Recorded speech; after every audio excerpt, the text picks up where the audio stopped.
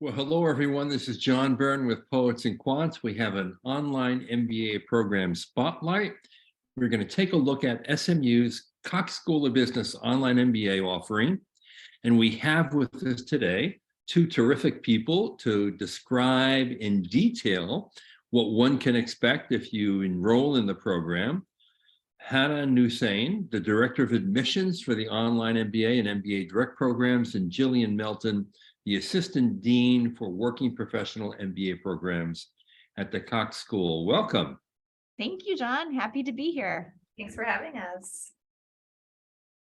Let's start with you. Again, let's begin with a general introduction of the school, and then we'll dive into the program. Yeah, absolutely. So SMU Cox School of Business, we're located in the center of Dallas, Texas. So we're just actually a couple minutes north of downtown. So we have a beautiful, more residential feeling campus. But if you know anything about Texas and North Texas in particular, it is a fast growing market. Continually, there are new headquarters locations being put in place in Dallas. So we have a lot of companies coming to the area, and we really leverage a lot of those connections for our students. So I know Hannah and I will talk a lot about that throughout the program, whether if it's more career resourcing, whether it's experiential projects that students are working on. I think one of the best parts about SMU Cox is that we are located in such a thriving business community, and that of course extends into our online programs as well. In terms of total size, we're about 10,000 students, about 4,000 grad students. And then in our online programs, we have about 500 students. So it's a pretty big group of students. And again, as we'll talk about today, there's lots of ways for students to connect with each other in the classroom, outside of the classroom, in-person immersions. And even though we are a pretty big, I would say, online MBA program, one thing that's really important to us at the business school are those close connections. So all of our class sizes are 15 to 20 students. So even though you're part of this bigger, broader network of individuals, your in-person live class sessions will only be 15 to 20 students. So you still get that really good, more one-on-one faculty interaction, a lot of discussion-based learning, case-based learning, which we think is really important for our students because, of course, the MBA, I mean, this is a practitioner's degree. So our MBA students are doing great work in the business environments currently, and we want to continue that going. So we want them to get that hands-on experience. Great. Now, Hannah, give us the nuts and bolts of the program. How long does it take to complete? We know the class sizes are small, but what's your total enrollment? What kind of flexibility do you offer students in the program? In other words, can you extend the time it takes to finish the program? Can you do it in a shorter time? The basics. Yeah, all great questions. So it's designed in a cohort model, which means that you would, of course, start with the same group of students and go through the program together. It's designed to be a 24-month program. That being said, we do offer flexibility to students. If something happens with work or personal life and you need to slow down and extend it, you certainly can.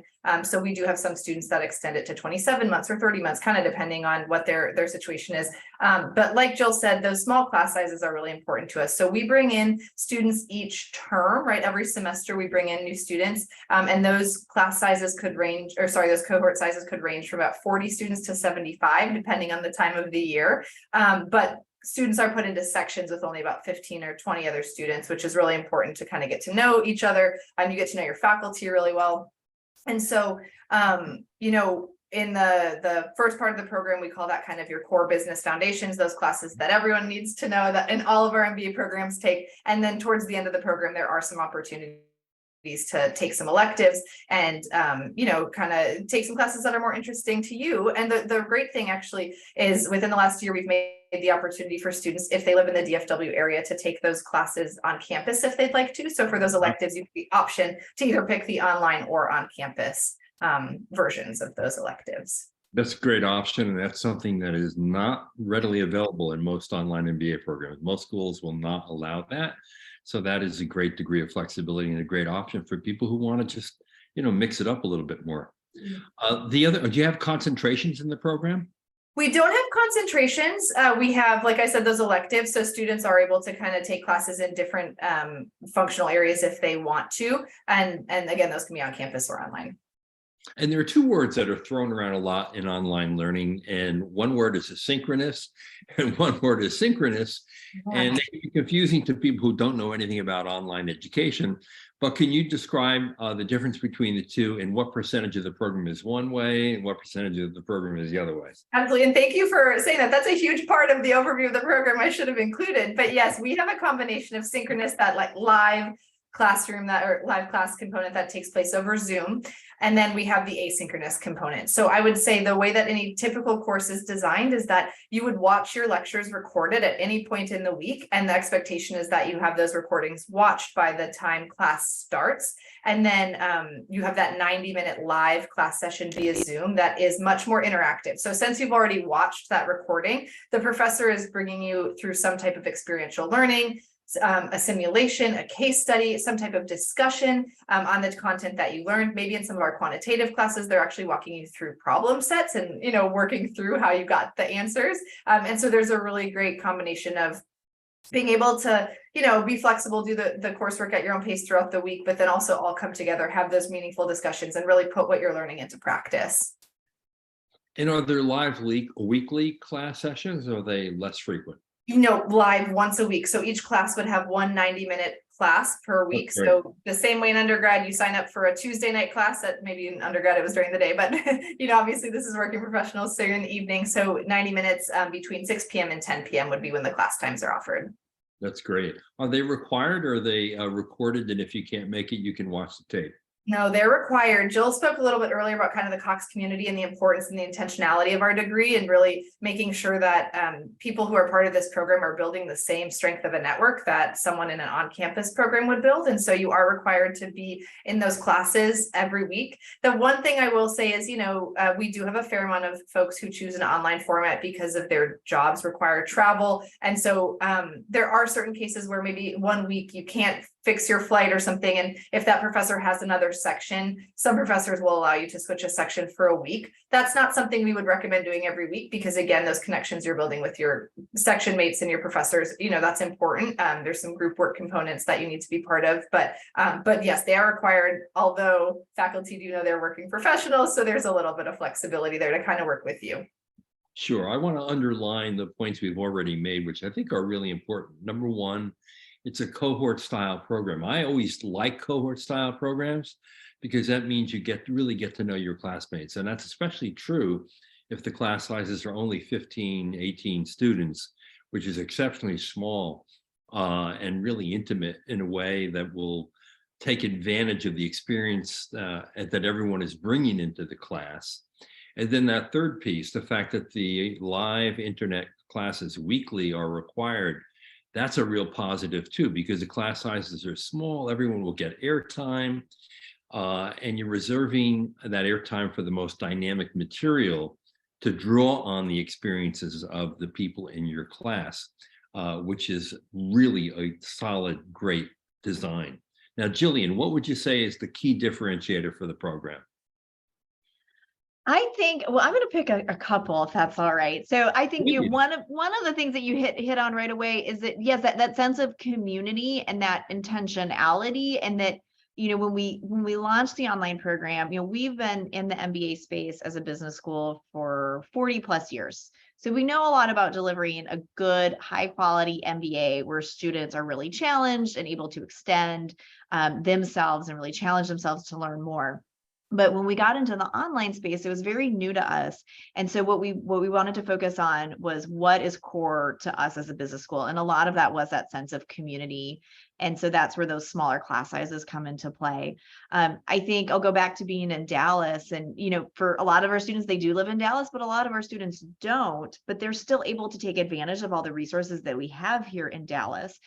So an example, like earlier this morning, I was just in a meeting where we are working on our next immersion, where our students in the program, we do 2 in-person immersions for about 4 or 5 days. And our next one is going to be this June in Dallas. And so we're working with our corporate outreach team on sourcing real projects with major Fortune 500 companies in the Dallas area. So students are able to take advantage of all of our connections here in the DFW area, which I think is really, really important. And that's another important element of a residential program that you often don't get in an online MBA program. Experiential learning, where you're assigned a project with your team, and you have to kind of solve a challenge Yep. and present to an executive team, Mhm. which is a terrific experience, and it brings to bear all of the different skills that a good MBA program hopes to develop. Now, Hannah, you are in charge of admissions, so beyond the academic credentials and the test scores, how do you assess a candidate in terms of their readiness for your program, and particularly on the soft skills side? Yeah, that's a great question. We think a lot about, as a lot of MBA programs do, kind of the holistic review of a candidate, right? So what is unique about them? What can they bring to the classroom discussions? And a lot of that, especially in our online MBA program, is about work experience, right? These individuals on average have about 8 years of work experience. And so they have really strong and interesting and unique experiences that they bring to classroom discussions, right? So when you're in a class and the professor is discussing something about operations, you might have some folks in the class who have really great examples and can kind of bring those to life along with whatever content you're learning. So I think that work experience is always going to be really important, and how you translate that work experience into meaningful results, but then also, like, how will you contribute to your classroom discussions, right? I think part of that, what we were talking about earlier is these small class sizes, like intentionality. You'll hear me and Joel just keep saying that word, intentionality, community. But, we really look for initiative in students in the MBA program, especially the online MBA program, because with small class sizes, this is Jill's favorite saying, is that everyone's kind of in the front row. If we only have 15 or 18 students in a class, you're all going to fit on one little square in that gallery setting on Zoom. You're going to see everyone there. So people need to show up ready to be present, to be part of the conversation, to make connections with their classmates. And that initiative is something we really look for in the admissions process. When you think about part of an ROI of an MBA is that network that you're building. And so we want the online MBA experience to allow you to build an authentic network, so that as you graduate and continue on your career, you feel like you have a strong group of people to fall back on, to network at whatever point in your career. And so that initiative is going to be really important, the work experience. And then we do talk a lot about people who are able to solve complex problems in ambiguous situations. And that's a skill that we try to teach you throughout the program in that experiential learning. But I think we do look for people who have an openness and a willingness to kind of think in that gray or think outside the box, and Right. kind of be comfortable with being uncomfortable. Right. Now, Jillian, I know that a lot of people who think about online MBA programs and enrolling in them often wonder what they have to sacrifice to get the flexibility that an online MBA provides a student. And typically they think, okay, I'm going to have to sacrifice some bonding with my classmates, maybe how accessible my professors are and how engaged they are in my learning. What do you find in reality for your online MBA program on those two issues? Yeah, absolutely. So we launched our online MBA in 2019, and I was lucky enough to be on the team that helped really get it stood up and launch the program. And that was a question that we continually were asking ourselves was, this is what we do for our on-campus students. Should we do this for online students? What do online students want? And one of the things that I'm most proud about at Cox here is that we really leaned in and we said everything we do for our on-campus or residential students, we're going to make accessible to our online MBA student population.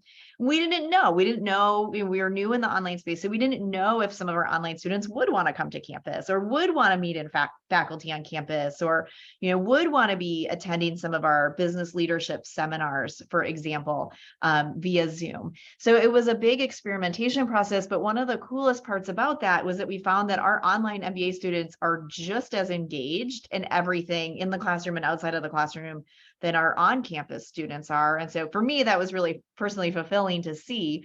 I can think of a couple really specific examples where we have online MBA students who are the presidents of some of our clubs, like our entrepreneurship club. The president is an online MBA student, so she's obviously very involved in the extracurriculars. Our Women in Business president is also an online MBA student. And so I think our students led us through this journey where we were able to listen to them, and we quickly saw, okay, we don't want to differentiate between online or on-campus students. Of course, if you are online and you're not physically living in Dallas or coming through Dallas, you won't be coming on campus physically as much. But that's where it's just as important for all of our faculty members to make sure that they're accessible via Zoom, via text, just like they would for any of our other student groups. The other thing I'll note too, and I always tell students this when they ask these questions, is that it's really up to the individual. Right. And as Hannah said, we're looking for people that are really going to be leaning in, spending a lot of time with us, investing in themselves and taking advantage of all these opportunities. Because once you graduate, and you're not a student anymore, some of those opportunities might go away. And so what I think is more important is the type of individual you are and what you want your experience to be. And so, of course, we see really engaged students on all of our programs, and some students are, more focused just solely on the coursework. But then people at least can kind of pick their path and what works for them. And again, I think that what helps tremendously is class size, which is small. The fact that you have weekly live internet classes, Yep. which brings people together all in one place. And the fact that your faculty are going to know the names and the backgrounds of every single student if the classes are that small. So that creates that kind of intimacy that works to, fuel really good bonding among the classmates. And I'm imagining that your professors also have office hours as well for online students. Yep. Yeah. John, one story I always really like to tell that I think kind of encapsulates that is when we did our first immersion in 2019, it was in London, and I was fortunate enough to be able to go, and I was, everybody arrived at various times the day before, but I hadn't seen anybody. So I was going down to breakfast the first morning. I thought, oh gosh, what is this going to be like? None of these people have met in person yet. This is the first time we're doing this. Is it going to be kind of one of those awkward breakfasts where you don't know people's name or people aren't really talking to each other? So I was a little bit nervous about it, but I went down and I went into the restaurant, and oh my gosh, it just felt like a big family reunion. People were hugging and laughing and calling at each other. We were the most obnoxious restaurant participants. We were the worst diners there, but it was so fun. And I think that just really shows that just because people were online for the first couple of months of the program, their bonds to each other weren't lessened. If anything, they were just that much more excited to see each other when they got the opportunity. Yeah. And the fact that you're doing immersions is another way for people to come together in person, face to face, and experience something that's important and memorable to them. And that's another addition to your program that many online MBA programs do not have. Now, obviously, probably all, if not all, of your students have jobs. They are fully employed. But yet people are taking MBA programs for career development opportunities, opening up possibilities in the career moving forward. And I wonder, what kind of attention do you devote to career development, Hannah? Yeah. So like Jill mentioned earlier, we give all the same access to resources to our online MBA students as our on-campus MBA students. And so the Career Management Center really is crucial in helping MBA students find that post-MBA job. And so, they offer a managing your career class, which MBA students can take to kind of navigate the MBA recruitment process. So we have, mock interviews that we can do, resume reviews, elevator pitch, all of that stuff kind of in that class. We have different leadership assessments you can take to help you understand where your strengths lie and what type of roles that would be, you might be good at. We also have the Cox Mentorship Academy, which is a lot of different professionals who want to give back and offer to mentor our MBA students. And so online MBA students can take advantage of that, just like all of their students. You have the opportunity to really,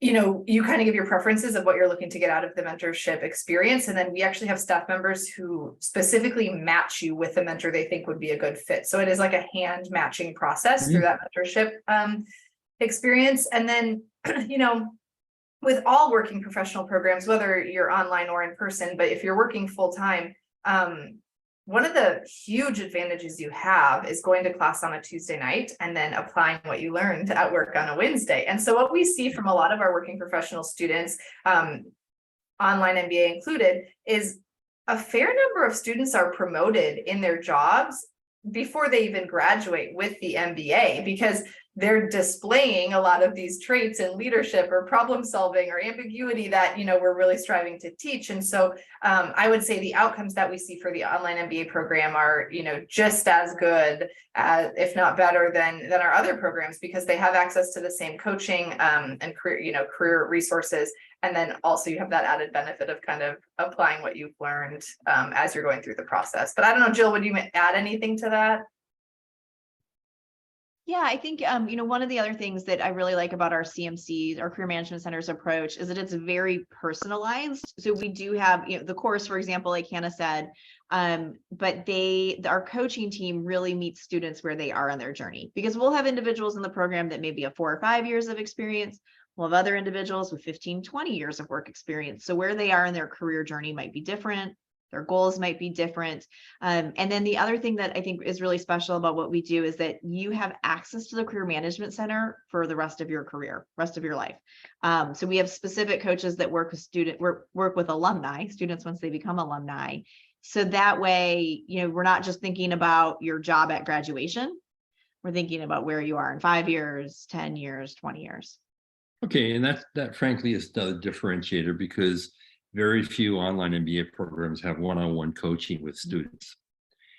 So that needs to be mentioned as well. And of course, most of your students, I'm imagining, don't necessarily want to use the MBA to make a career switch, but you do want to use an online MBA to enhance their ability to advance in their own organizations and to open up possibilities later on. And that's why mentorship, coaching, and general teaching about networking, which is going to serve you over a lifetime, is really important. Now, Jill, I wonder, how does a program help to develop leadership skills to help support students who work or lead with people who are very different from themselves? Because, leadership is a key aspect of management and a key aspect of most residential MBA programs, but the way it's taught online may differ. I don't know. What do you say? Yeah, so it's still a huge focus for us in the online MBA space as well. So we do have that cohort model where students are starting together and moving through the curriculum together that Hannah was talking about. So one of the pieces of that really helps build leadership skills is that students are assigned to a project team. Just like many residential programs. So students are working in a team with people that have different backgrounds, different ideas, different learning styles. And so you're learning a lot of those management, peer-to-peer management and leadership skills in that small group. And then one of the first courses that students take in the online MBA is managing and leading people. And what we've done with this course is the first half of the semester is you're learning a lot more about different leadership methodologies, different principles, and learning about leaders that have gone before you, examples of different leadership qualities. So you're doing more of that learning and observation, I would say. And then in the second half of the class, because again, remember, we're in those live class sessions that are small. So students are doing a lot of role playing and mock discussion based. So they're practicing doing things like delivering difficult feedback or managing a difficult conversation. And then they're getting feedback from their peers and the faculty member around how they manage that, what are ways to improve. And they spend a lot of time as well learning about their own intrinsic leadership qualities. So we're not trying to make all of our students be the same in terms of their leadership qualities. We're really focused on what are the individual unique skills that all of our students have, and then how do we amplify that? And then where are those deficits a little bit? What are some areas for improvement that our students need to focus on? So that's in the classroom. I had mentioned previously our Business Leadership Center. This is a center on campus that hosts different seminars throughout the year and programming, where students, again, are able to learn from leaders, but really drill into specific topics. We just kicked off our nonprofit consulting project. this spring. So students are working with nonprofits if they want to build those skills in the leadership capacity in the consulting space. And then we have different speakers on campus. So lots of different ways where students are learning and observing, but also applying. And I know that in general, most MBA programs have put a lot more emphasis in recent years on business analytics, entrepreneurship, and innovation, and how artificial intelligence and machine learning are going to change the world of business. Do you have aspects of the program in these areas, Jill? Yes, we do. So that is so we have 3 pillars that we talk about at the business school. So leadership being the first one, data analytics being the second, and experiential learning being the third, really how our students learn. So data analytics is a huge part of the curriculum. So students are taking 2 courses in the area of analytics. And what I like about how these courses are designed is that students are not just learning the tools around how to analyze data or manage big data, but we're really focused on building that analytical mindset. So understanding how to uncover problems, how to frame up problems, how to think about them, so then you can apply the more technical tools. And then on the backside, how are you telling a story using that data? And that ties back to those leadership principles. That's an executive communication skill, is being able to take something very complex and distill it down, something very simple to get that buy-in or that change that you're looking for. So as you can see, both data analytics and leadership in a lot of ways tie together. And then we do have, you had mentioned AI and machine learning. We do have an elective course specifically designed for students to learn about that in the online space. So a couple different ways for students to learn about that. That's great. So Hannah, maybe you can share how students can get in touch with you or your team, learn more about the program and to apply. Absolutely. So I think if I pop in the chat here, everyone will see it maybe, or maybe is that just hosts and panelists? I'm not sure. But you're very welcome to reach out to me directly. My name's Hannah Nosane, and my email address is just H and then my last name at smu.edu. There's also a request for information form on our website. And if you fill that out, I actually have a team of enrollment advisors who will reach out to you usually within a day or two, and their whole job is to help you get through the process as easily and efficiently as possible. And so they can talk in depth about the program, but then also if you are invited for an interview, they can actually help you prep for the interview. So I definitely recommend, chatting with whoever is giving you a call to talk more about the program, but you're very welcome to reach out to me. And then, the admissions process here is actually pretty straightforward. We, we have an online application like most places. We don't have an application fee. So I encourage you to submit your application without worrying about that cost. And then, we really get to know you through the admissions process. It is really our goal to have a one-on-one interview with every person who we think it could be a good fit and really get to know your story. And so what I always tell people is, if there's one part of your application that you feel nervous about, like maybe it's your GPA from undergrad 10 years ago, or maybe, there's a small gap in your employment, don't worry so much about that. Like I mentioned earlier, we do a holistic review. Our goal really is to get to know you as a person. And so we never make decisions based on one aspect of the application. But for anyone who is interested in learning more, I am very open to chatting, but I also have team members who would be happy to, chat and answer any questions about the program. And if you want to write Hannah, I want to spell her last name for you because you may not know how to spell it. It's Nousain, and Hannah is Hannah. The other thing I might add to all of this is that you are there to help them succeed and not there to reject them. And in many cases, in an online MBA program, just as is true in executive MBA programs, work experience is often far more important than your GPA 10 or 15 years ago in undergrad, or even a test score. Because your work experience is what you really bring into the program and how you will enrich the discussions in those live internet classes. And that's invaluable to your classmates. Am I right there, Hannah? You are absolutely right. Yes. I have students all the time who say to me, oh, I'm worried about this that happened in undergrad 15 years ago. And I'm like, okay, well, what do you do for work? And then they tell me about all these like projects they worked on, or these like, working with data. And I'm like, okay, we're not worried about your ability to pass a stats class, so I think, yeah, that work experience definitely is more important. And I'd say for those of you who are a little bit earlier in your career, with maybe 3 or 4 or 5 years of work experience, GPA might play a little bit of a bigger role than someone who's been working for 15, 20 years. But even then, your work experience for 3 or 4 years is also indicative of your most recent capabilities. And so don't discount that, and use your resume as a way to really showcase and highlight the successes you've had so far professionally. Yeah, really good points.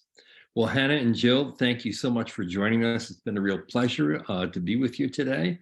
And I think we learned a lot about the program at the Cox School of Business. So for all of you out there, if you want to apply, you know how to do it. Go to the website, SMU Cox School of Business. There's plenty of other information on there about the online MBA program and the curriculum that you would get by joining it. This is John Byrne with Poets and Quants. Thanks for watching.